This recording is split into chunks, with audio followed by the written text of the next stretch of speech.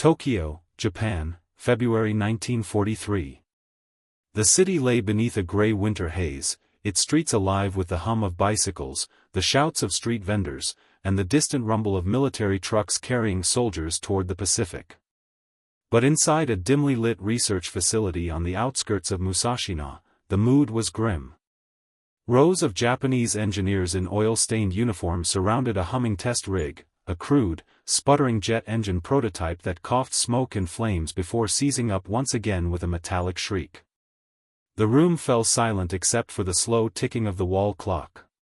At the center stood engineer Iwamoto Tetsuji, a brilliant but exhausted propulsion specialist from Nakajima Aircraft Company.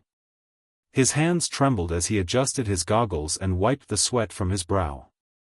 He turned to his team and muttered, again. The technicians hesitated.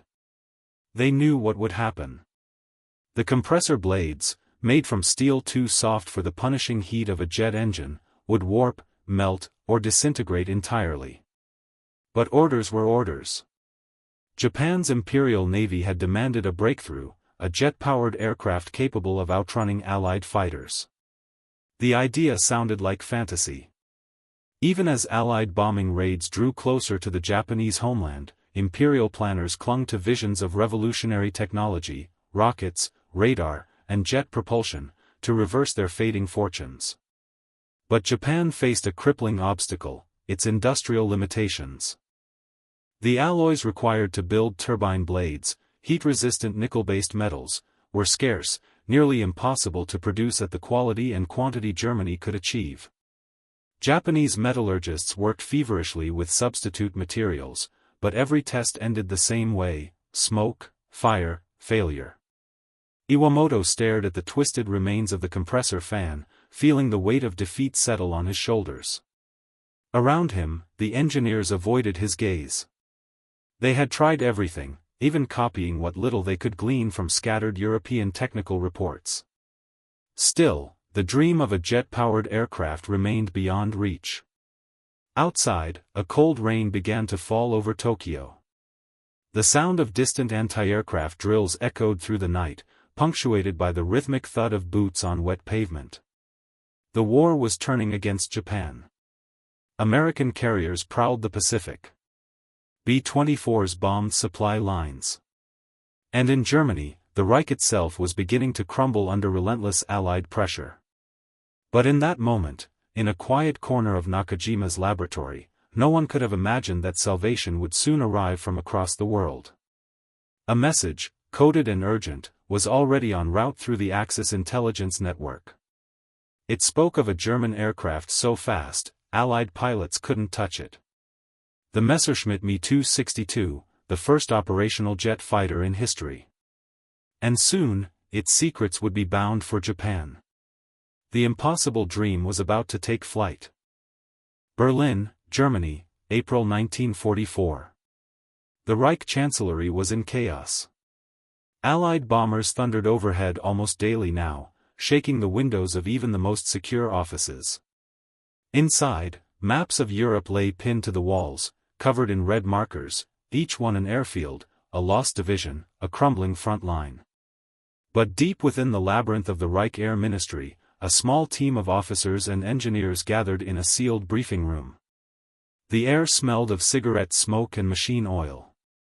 Among them sat General Lieutenant Adolf Galland, the Luftwaffe's famed ace and advocate of jet propulsion, alongside Dr. Wilhelm Messerschmitt, the man whose name now defined the future of flight. Spread across the table before them were blueprints, meticulously drawn diagrams of a revolutionary machine, the Messerschmitt Me 262 Schwalbe. Twin Junkers Jumo 004 engines. Swept wings built for speed and stability. A top speed over 540 miles per hour, faster than anything the Allies could field. Galland exhaled a long stream of smoke. If only we had 1,000 of them, he muttered. Dr. Messerschmitt's voice was calm but brittle. Even one in Japan could turn the tide for them. The empire still holds its islands. If they can build the Kikka, they might buy us time. The plan was bold, and desperate. The German High Command had approved Operation Zayment, a top-secret transfer of military technology to Japan. The Reich would share the blueprints of its prized Me-262, along with crucial research on turbojet engines, via U-boat delivery. But the route would be perilous. The Allies now dominated the Atlantic, hunting submarines with radar, sonar, and long-range patrol bombers. Only a handful of the advanced Type IXD U-boats could make the journey from Europe to the Far East, a voyage of more than 20,000 kilometers. Among them was U-234, a massive cargo submarine built to carry top-secret cargo. Her mission: to deliver to Japan 2 crated jet engines, thousands of microfilm documents, and German technical advisors, including Luftwaffe engineers and a Japanese naval attaché, Captain Hideo Tomonaga. When the orders arrived, Tomonaga bowed deeply. "Japan will not forget this gift," he said. "With your help, the Empire will fly faster than the Americans ever dreamed." But behind Gallen's eyes was only resignation. Germany itself was burning. The Me-262 had entered combat, too late, in too few numbers, hampered by Hitler's own misguided obsession with turning it into a bomber instead of the interceptor it was meant to be. Still, the Reich believed that even in defeat, its technological genius could live on through its ally in the East. So, under the cover of darkness, U-234 slipped out of Kiel Harbor in March 1945, bound for Japan. Her hull was heavy with the future, and a secret that could have changed the balance of air power in the Pacific. Beneath the waves of the Atlantic, her crew sailed through silence and fear, unaware that the world above them was already beginning to collapse. And in Tokyo, halfway across the globe, Japanese engineers waited for the impossible, a design they barely dared to believe existed. The blueprints of a jet that could outfly history itself. North Atlantic Ocean, April 1945. A cold, gray dawn spread across the waves as U-234, the pride of the Kriegsmarine's long-range submarine fleet, cut silently through the icy swells. Her black hull was slick with condensation, the deck glistening under the faint light of the rising sun. The war was nearly over, but her mission, perhaps the most ambitious of all, had just begun. Inside the narrow, diesel-scented corridors, the air was tense. Kapitänleutnant Johann Heinrich Feller, a veteran of the Atlantic campaign, stood in the control room, scanning his instruments. "Maintain depth at 50 meters, he ordered. "Silent running from here on." Around him, the crew worked with precision, their faces hollow from exhaustion and hunger. They knew what they carried, the Empire's last secret, locked in steel crates labeled Jumo 004B. Alongside them were sealed cylinders filled with microfilm and technical blueprints of the Me-262 jet fighter, designs that could have revolutionized Japan's air power. And deep within the submarine's quarters, 2 Japanese passengers waited. Captain Hideo Tomonaga of the Imperial Navy, and Lieutenant Commander Shoji Genzo, a technical liaison from the Nakajima Aircraft Company. Tomonaga sat cross-legged on his bunk, studying the translated copies of the German documents under the dim glow of a single lamp. This is real," he whispered, his voice filled with awe. "A jet aircraft that needs no propeller, only the rush of air and fire." Shoji nodded, eyes wide. "If we can replicate this, Japan will have the weapon to strike back." But even as they dreamed of jet-powered vengeance, the war outside the steel walls of U-234 was crumbling. Germany's defenses were collapsing under the Allied advance. American and British bombers ruled the skies. Rumors filtered through the radio static: the Russians were in Berlin. The Reich was dying. Captain Feller stared at the encrypted transmissions coming through his receiver. Words like capitulation, ceasefire, and unconditional surrender were whispered in disbelief among the crew. None dared to speak it aloud. On May 8, 1945, the truth arrived. Germany had surrendered. U-234 was now a ghost of a fallen empire, adrift in the vast ocean with a mission that no longer had meaning. Feller gathered his officers. His voice was steady, but hollow. "The war is over. Our orders are void. We can either scuttle the boat or surrender to the Allies. The Japanese officers protested immediately. This vessel is bound for Japan. Tomonaga insisted. You will continue the mission. Feller shook his head. There is no mission. To continue would be suicide. For the first time, the two sides, allies bound by ideology, divided by reality, faced the impossible truth. Germany had fallen and Japan stood alone. That night, the decision was made. U-234 would surface and surrender to the Americans. But before dawn, a tragedy unfolded in the silence of the sub. Tomonaga and Shoji, refusing to return home in disgrace, locked themselves inside their cabin. When the crew forced the door open hours later, both men lay still, their duty complete, their mission ended by their own hands. 2 weeks later, U-234 surfaced off the coast of Newfoundland and surrendered to the USS Sutton. The Americans boarded the submarine, astonished by what they found: uranium oxide, optical lenses, and, most extraordinary of all, the blueprints and components of a German jet fighter. The secrets meant for Japan were now in American hands. But fate has a strange way of circling back. Copies of those plans, transmitted earlier through diplomatic channels, had already reached Tokyo months before U-234 ever left port. And in a guarded workshop at Nakajima, a small team of engineers was already working, piecing together Japan's first jet aircraft, inspired by whispers from Germany. They called it the Kikka, Orange Blossom. Nakajima Aircraft Experimental Works, Musashino, June 1945. The air was thick with humidity and tension. The war had reached Japan's doorstep. Every day, the engineers could hear the distant thunder of American B-29s over the horizon, the low drone growing louder, closer, more constant. Inside a heavily guarded hangar, however, work continued feverishly. Sheets of aluminum clanged, welders sparked, and engineers bent over blueprints that had been smuggled through diplomatic pouches months earlier, fragments of Germany's Me-262 designs, translated, redrawn, and modified to fit what little Japan could produce. At the center of the effort was engineer Kenichi Matsumura, head of propulsion development at Nakajima. His task: to turn these incomplete sketches into a functioning jet aircraft before the empire fell. This will not be a copy, Matsumura said to his exhausted team. We do not have the materials Germany has. We will make our own path. They named the project Kikka, meaning orange blossom. The name carried symbolic weight, delicate beauty emerging from harsh soil. But every challenge seemed insurmountable. Japan's industry was collapsing. Factories lay in ruins from Allied bombing raids. Aluminum supplies were dwindling. And the alloys needed for high-temperature turbine blades, nickel, cobalt, and chromium, were nearly gone. The Me-262's Jumo 004 engine relied on metals Japan simply couldn't make. So Matsumura and his engineers improvised.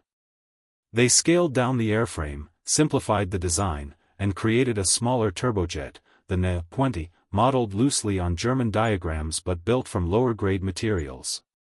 It was a masterpiece of desperation. The Ne-20 produced only a fraction of the thrust of the Jumo engine, but it was enough to lift the lightweight Kikka into the air, if everything went perfectly. As the summer of 1945 burned on, American B-29s reduced Tokyo to ashes. Firestorms consumed entire districts. Air raid sirens became the rhythm of daily life. Still, Matsumura's men worked, sleeping in the hangar, eating from military rations, ignoring the bombs that fell miles away. In mid-July, the prototype stood finished, sleek, silver, and deadly-looking, though smaller than the German original. Twin engines nestled under its wings, stubby landing gear, a cockpit that smelled of oil and new paint. The engineers gazed at it in silence. It was fragile, imperfect, and yet, it was Japan's first jet.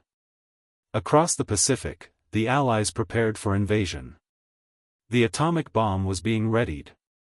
But in this hangar, far removed from the scale of world events, a handful of engineers still believed that a single machine might change the outcome of the war. On August 7, 1945, one day after Hiroshima burned, the Kikka was rolled out onto the runway at Kisarazu airfield. The air shimmered with heat. Mechanics wiped sweat from their faces as the engines coughed to life for the first time, belching smoke before settling into a low, trembling whine. Test pilot Lieutenant Commander Susumu Takaoka climbed into the cockpit, strapped himself in, and adjusted his goggles. Matsumura stood beside the runway, his heart pounding. "If she flies," he whispered, "it means Japan can still reach the future." The engines screamed. The Kikka began to roll, faster and faster, the roar rising until it sounded like thunder itself. For a moment, it seemed too weak, the runway too short. But then, at the very end, the nose lifted, and the jet rose into the sky. The men below shouted and wept. For 11 glorious minutes, the Nakajima Kikka soared over Tokyo Bay, the first and only Japanese jet flight in history. When it landed, Matsumura knew the truth. The war was already lost. Hiroshima was gone, Nagasaki would soon follow, and surrender was inevitable. But in that brief moment, as the Kikka cut through the clouds, Japan had entered the jet age. And all of it, every rivet, every spark, every whisper of turbine flame, had begun with a gift from a dying ally half a world away. Kisarazu Airfield, August 8, 1945. The morning after the Kikka's maiden flight, the skies above Tokyo were eerily quiet. The engineers stood beside the aircraft, its silver fuselage streaked with oil and soot from the test. They had done it, against impossible odds, under bombardment, with little more than scraps of metal and determination. Japan had built and flown a jet. But celebration felt hollow. Reports came in over the radio, a new kind of weapon had destroyed Hiroshima. Entire cities vanishing in a single flash. No one understood it yet, but everyone could feel it, the war was slipping away. Inside Nakajima's makeshift command office, Lieutenant Commander Takaoka debriefed the flight before a board of weary naval officers. Performance was limited, he admitted. The takeoff run was too long. The thrust insufficient for combat load. But the airframe, she handles beautifully. Matsumura nodded silently. He already knew what came next. A second Kikka prototype was being prepared, fitted with rocket-assisted takeoff boosters and modified fuel pumps. But fuel itself was scarce, and the war effort had nearly ceased. Then came August 9, Nagasaki. By the time word reached Kisarazu, the hangar fell into silence. The engineers stared at the floor, no one speaking. A few bowed their heads in quiet despair. The realization crept in like the dusk outside, it was over. 2 days later, August 11, the order arrived, all experimental aircraft to be destroyed or hidden. If the Americans captured them, they would strip Japan's technology bare. Matsumura protested. "We can rebuild after the war, this design belongs to our nation." The naval officer in charge gave no reply. His eyes were hollow. "There will be no after," he said simply. At dawn, the crew rolled the Kikka prototype out of its hangar for the final time. The same men who had cheered its first flight now stood silently as demolition charges were placed under the wings.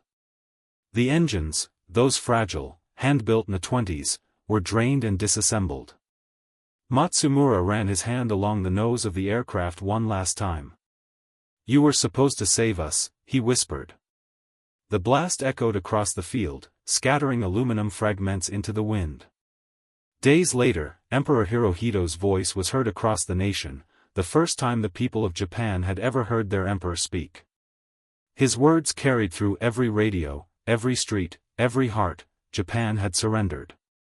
The Kikka had flown just once. Its promise died with the empire that built it. But fate, once again, had other plans. When American occupation forces arrived, they combed through airfields and hangars across Japan. At Nakajima, they found fragments of jet engines, blueprints, and a partially destroyed airframe.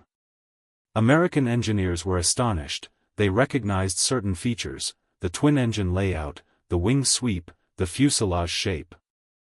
It was unmistakably inspired by the German Me-262. Within months, U.S. intelligence officers traced the story back through surviving engineers, discovering how Germany's blueprints, carried halfway across the world through U-boat channels and diplomatic couriers, had birthed Japan's first jet.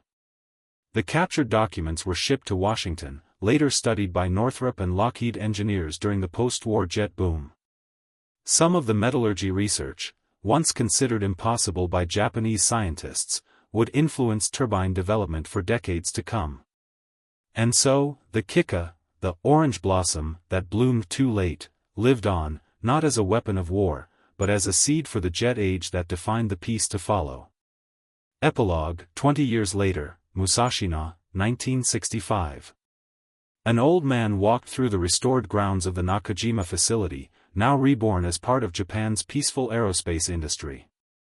Children toured the plant, marveling at sleek, modern airliners gleaming under the hangar lights.